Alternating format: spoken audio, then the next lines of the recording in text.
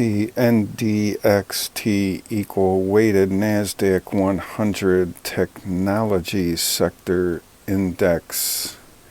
So this is the ETF would be QTech, that's QTEC, and this is the index NDXT, and it's related to XLK.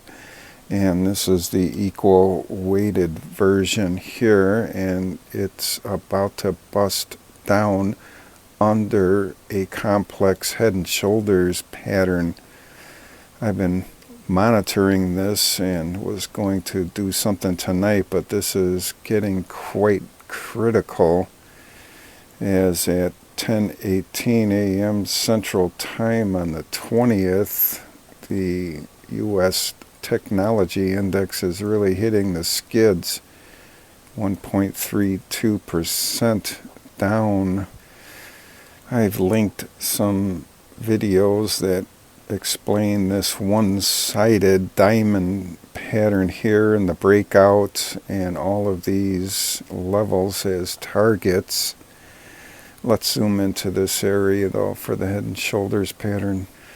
So I've been following Bulkowski's version of head and shoulders patterns, and I think I like it.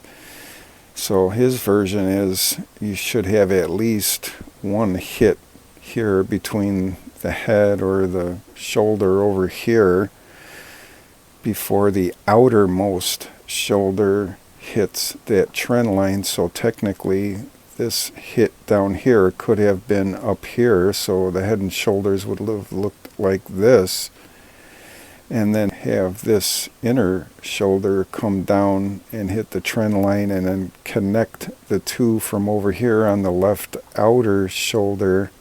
Or it could have been the other way, this hit down here and then the inner shoulder here up here more so it doesn't touch the trend line, but eventually this right shoulder on the outer part hits it.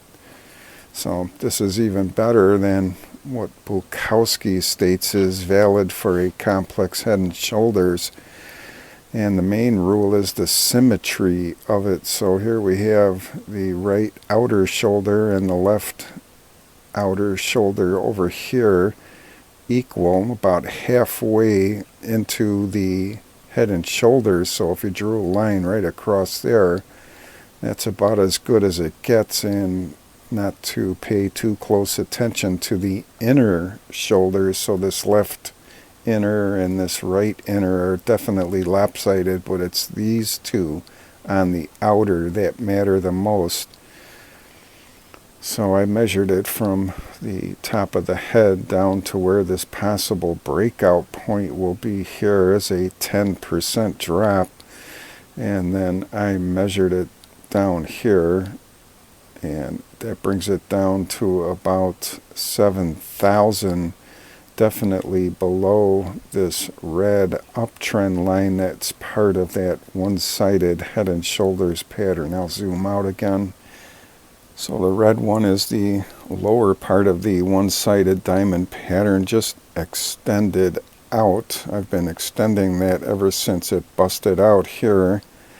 And then the blue one is a falling peaks line here, and the blue crossed under the red here, right by where the 200 simple moving average is here. So that was a critical area to maybe notice that the high was in.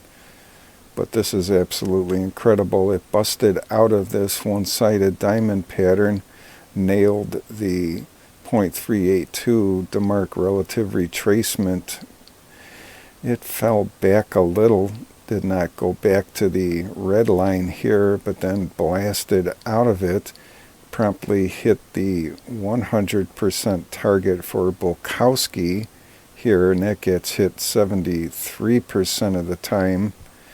So here's Bulkowski's 50% target here, 88% of the time. The DeMark retracement 0.382.